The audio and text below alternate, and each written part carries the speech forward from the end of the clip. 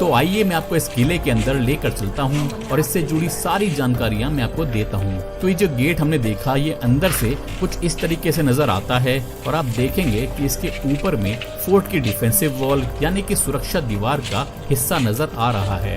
आइए आपको ये ऊपर चलकर दिखाता हूँ। यहाँ ऊपर चढ़ने के लिए सीढ़ियाँ भी बनी हुई हैं जो कि आपको क्षतिग्रस्त रूप में ही दिखाई देंगी। तो ऐसा मालूम पड़ता है कि यहाँ पर ऊपर में सैनिक खड़े होकर इस किले की निगरानी किया करते थे, क्योंकि यहाँ पर आपको इस प्रकार के छेद भी नजर आएंगे जो कि हमने पहले भी कई किलों में देखे हैं। तो इनसे झांक कर सैनिक दुश्मनों पर हमला कर सकते थे। तो आइए नीचे चलते हैं और बाकी का किला देखते हैं। तो इस किले का अधिकतर हिस्सा आपको खंडहर के रूप में ही नजर आएगा और ये जो सामने में आप कक्ष देख रहे हैं ये शायद किसी जमाने में सैनिकों के रहने का कक्ष हुआ करता था, क्योंकि ये सुरक्षा दीवार से एकदम लग कर बनाया गया है और ये दीवार किले के चारों ओर में आपको नजर आएगी। वो बात अलग है कि काफी जगह से ये टूटी भी हुई है, लेकिन वहाँ से भी आप कैमूर पर्वतमाला के नजारों का मजा तो ले ही सकते हैं। इस दीवार को बनाने के लिए यहीं के पहाड़ी पत्थरों का इस्तेमाल किया गया है, जिससे कि इसकी मजबूती का साफ पता लगता है। तो जैसा कि आपने देखा कि ये पूरा पहाड़ी इलाका है, तो यहाँ अभी भी आपको कहीं कहीं पर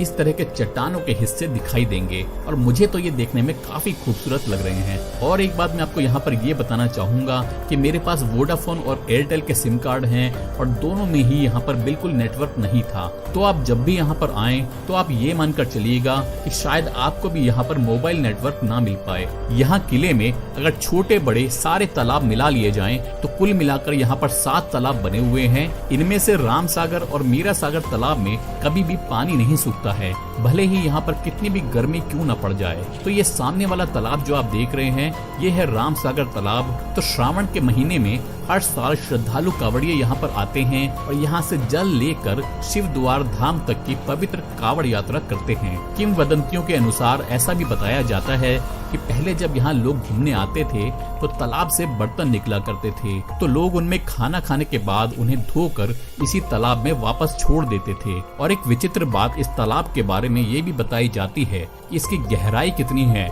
इसके बारे में आज तक कोई भी पता नहीं लगा पाया है। तो ऐसा बताया जाता है कि इस किले के निर्माण से पहले ये जगह विजयगिरी पर्वत नाम से जानी जाती थी और ये पर्वत साधु महात्माओं का गढ़ हुआ करता था। और शायद इसी वजह से आज भी आपको यहाँ पर साधु महात्मा पूजा अर्चना और हवन करते हुए नजर आ जाएंगे। तो ऐसा बताया जाता है कि इस किले को महाभारत काल में प्रसिद्ध राजा बाणासुर द्वारा बनवाया गया था और यहीं पर मगध नरेश जरासंध को भी बंदी बनाया गया था। और ऐसा भी कहा जाता है कि चंद्रगुप्त मौर्य को जब मगध पर आक्रमण करना था तो उन्होंने अपनी सेना को इसी किले में विश्राम करवाया था। 4वीं शताब्दी से लेकर 6वीं शताब्दी के अंत तक यहाँ पर गुप्त वंश का राज रहा था और फिर 6वीं शताब्दी से लेकर सन 1036 तक यहाँ पर गुर्जर प्रतिहार वंश ने अपने पैर जमा रखे थे। सन 1040 में इस किले का पुनर्निर्माण जादौन राजपूत राजा विजयपाल द्वारा करवाया गया था। मुगल बादशाह अकबर के समय में यानी कि 1556 से लेकर 1605 के बीच में विजयगढ़ का किला